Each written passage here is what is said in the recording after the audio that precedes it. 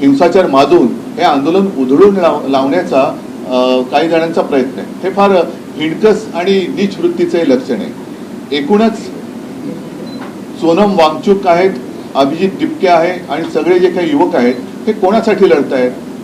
देशातल्या सर्व युवकांनीच नव्हे तर त्यांच्या पालकांनी सुद्धा जागं झालं पाहिजे की अरे आत्महत्या करणारा हा जरी त्यांचा मुलगा होता किंवा त्यांची मुलगी होती, पण कदाचित उद्या आपल्यावरती वेळ येऊ शकते.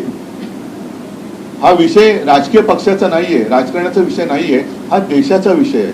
आणि त्यासाठी मला असं वाटतं देशभर काही ना काहीतरी आता मी म्हणेन मग प्रत्येक राजकीय पक्षाने देशभरामध्ये आपापल्या राज्यामध्ये त्यांच्या समर्थनार्थ काहीतरी केलं पाहिजे. कारण देश जोपर्यंत जागा होत नाही तोपर्यंत या बेफिकीर सत्ताधाऱ्यांना त्यांची जागा कळणार नाही.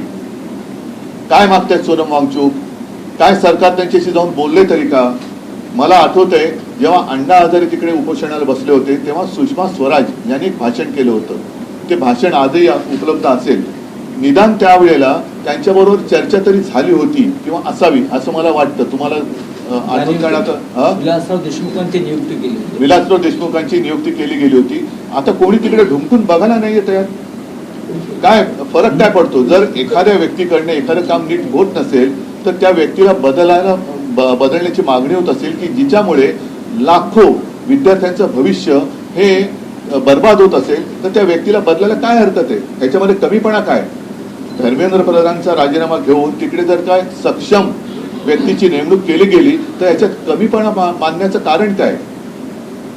जे विद्यार्थी जागून, आणि मी बघतोय की अनेक पालक सुद्धा अतिशय म्हणजे संतापलेले आहेत. त्यांनी त्यांच्या आयुष्याची पुंजी लावून माझा मुलगा माझी मुलगी शिकली पाहिजे, सुशिक्षित झाली पाहिजे, मोठी झाली पाहिजे, मला शिकता नाही आलं पण माझा मुलगा किंवा मुलगी शिकली पाहिजे. त्या मुलाचं संपूर्ण शिक्षण आणि त्यांची आयुष्यभराची पुंजी ही एका याच्यात बर्बाद होते आणि कोणाला काही पडलेलं नाहीये. पण त्याच्यात आणखीन आता हे बोललं तर पुन्हा महाराष्ट्राचा अपमान होईल असं मुख्यमंत्र्यांना वाटू शकतं. कारण या नीट परीक्षेचं जे काही पेपर फुटीचं केंद्र आहे हे महाराष्ट्रामध्ये होतं.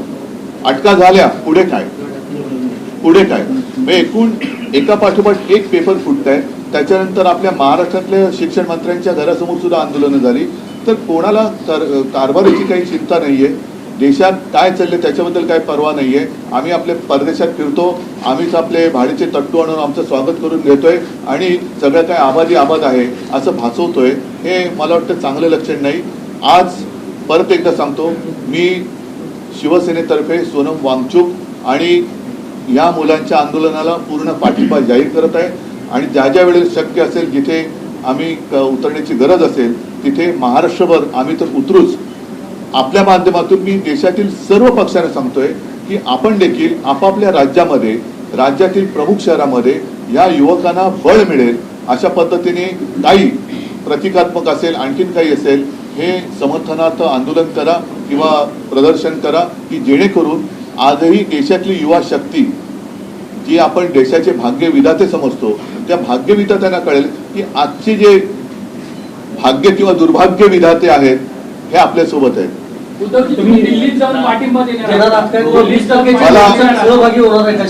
ऐका, मी 20 तारखेच्या मोर्चात सहभागी सगळ्यांनी व्हावं असं म्हणालेलं नाहीये. ज्यांना जायचंय, मला जायचं वाटलं तर मी जरूर जाईल. परंतु किमान मी जिथे आहे तिथे तरी मी काहीतरी करावं. मी असं सगळ्यांना सांगत नाही की देशातल्या सगळ्यांनी चलो दिल्ली.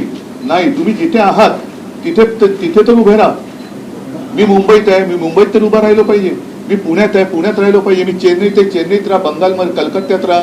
सर्वत्र जिथे देशातल्या सगळ्या चहूबाजूनी हे रान पेटेल त्यावेळेस सरकारला या युवकांसमोर गुडघे टेकावे लागतील. आणि म्हणून जर मला वाटलं तर मी जरूर जाईन देखील. असं काही नाहीये की मला त्याच्यामध्ये काय वाटतंय. पण आज सुद्धा ही जी त्यांची जी चळवळ आहे ती कोणत्याही पक्षाचा झेंडा हातात न घेता चाललेली आहे. कारण नाईलाजाने मला असं म्हणावं लागतंय की देशातल्या तरुणांचा आणि युवकांचा कदाचित या फोडाफोडीच्या सगळ्या नीच राजकारणामुळे प्रस्थापित राजकीय नेत्यांवरचा विश्वास उडाला असेल आणि त्यांना असं वाटत असेल की कोणताच राजकीय पक्ष माझ्यासोबत नाही तर आम्ही तर आहोत. पण तिथे कोणत्याही पक्षाचा झेंडा न घेता आंदोलन होत असेल तर त्याला माझा पूर्ण पाठिंबा. विषय असा आहे की तुम्हाला असं वाटतं का, कारण तुम्ही इंडिया अलायन्स मध्ये एक प्रमुख पक्ष आहात, तर देशाच्या विरोधी पक्षनेते नेत्यांनी म्हणजे राहुल गांधींनी या व्यासपीठावर जाऊन या आंदोलनाला समर्थन दिलं पाहिजे का? जरूर. म्हणजे माझं तर म्हणणं आहे, मला वाटलं तर मी सुद्धा जाईन. राहुल गांधींनी गेलं पाहिजे. देशातील ज्यांना असं वाटतं, मग अगदी भारतीय जनता पक्षातले असले तरी, जसं मी राम रक्षा आंदोलनात भाजपच्या